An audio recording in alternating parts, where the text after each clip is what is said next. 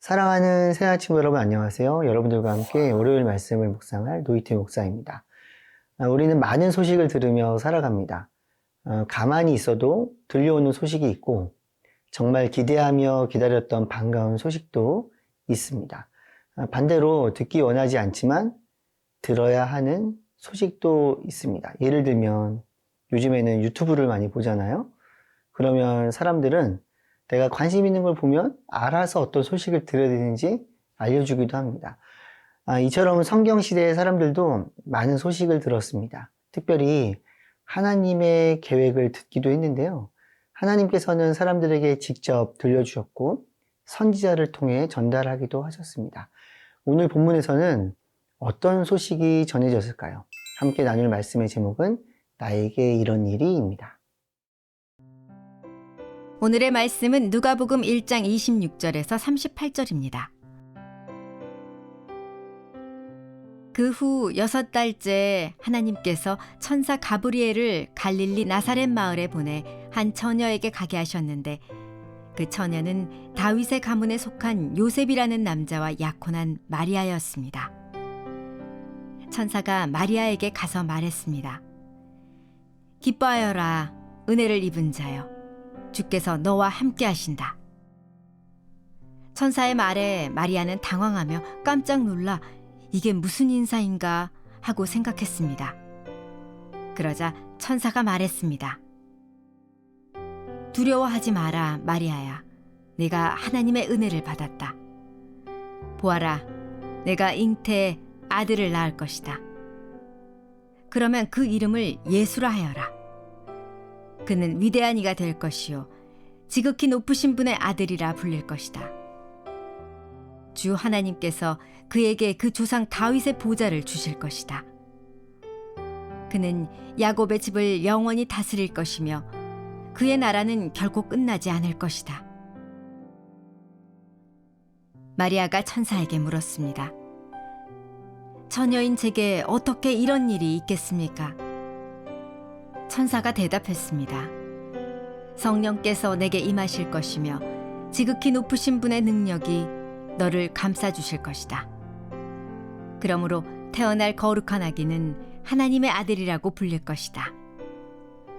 보아라, 내 친척 엘리사벳도 그렇게 많은 나이에 아이를 가졌다. 아이를 갖지 못하는 여자라 불렸는데 임신한 지 벌써 6달째가 됐다. 하나님께는 불가능한 일이 전혀 없다. 그러자 마리아가 대답했습니다. 보십시오, 저는 주의 여종입니다. 당신의 말씀대로 제게 이루어지기를 원합니다. 그러자 천사가 마리아에게서 떠나갔습니다. 한 마을에 천사 가브리엘이 찾아옵니다. 하나님께서 보낸 천사가 왔다는 것만으로도 이 소식은 정말 놀랍고 중요한 내용입니다. 다윗의 가문에 속해 있던 요셉이란 청년과 약혼을 했던 마리아라는 사람이 있었는데요. 그 여인에게 천사가 온 것입니다. 당시에는 결혼을 약속하고 1년 후에 결혼식을 했습니다. 천사는 마리아에게 다가가서 3가지 소식을 전했는데요. 첫 번째, 내가 은혜를 입었다. 두 번째, 내가 잉태의 아들을 낳을 것이다. 세 번째, 그의 이름을 예수라 하여라. 그리고 이어서 천사는 이렇게 이야기합니다. 32절 말씀입니다. 그는 위대한 이가 될 것이요 지극히 높으신 분의 아들이라 불릴 것이다. 주 하나님께서 그에게 그 조상 다윗의 보좌를 주실 것이다. 가브리엘은 태어날 아이에 대해서 3가지 표현으로 소개합니다. 위대한 이, 지극히 높으신 분의 아들, 마지막은 하나님께서 그에게 보좌를 준다입니다.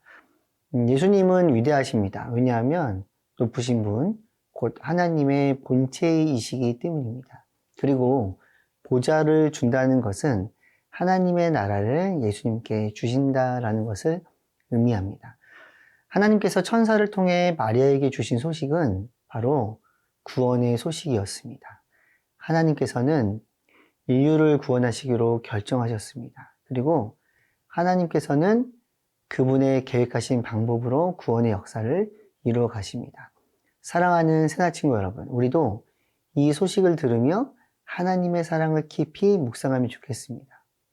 죄인인 우리를 사랑하시는 하나님, 죄인이라 여전히 죄를 지을 수밖에 없는 우리를 여전히 사랑하시는 하나님, 그래서 우리를 구원하시기 위해 아들을 내어주신 하나님의 사랑을 깊이 생각해 보기 바랍니다.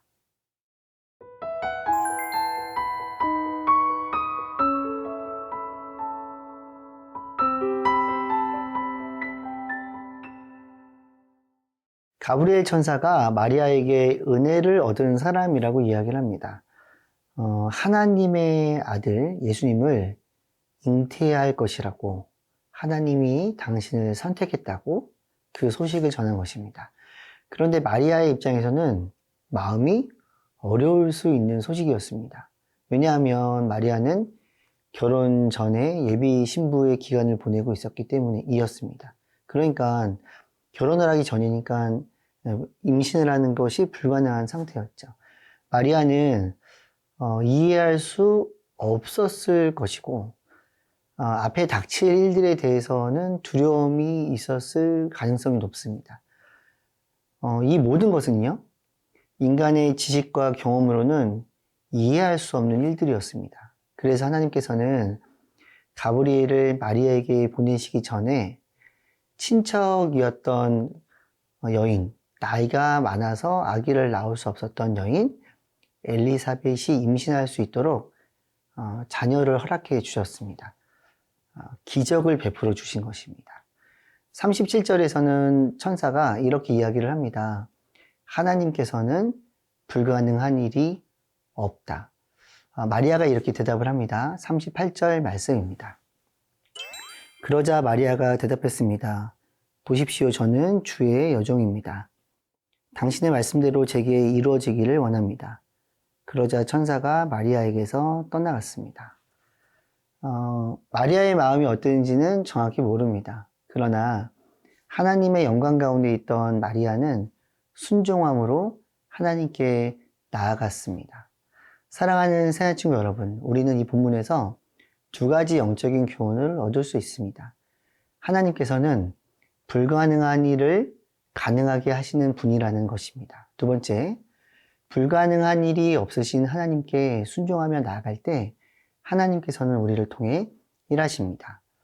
세상은 합리적인 것, 그 세상은 인간의 경험으로 얻을 수 있는 것만 진리라고 말하고 있습니다.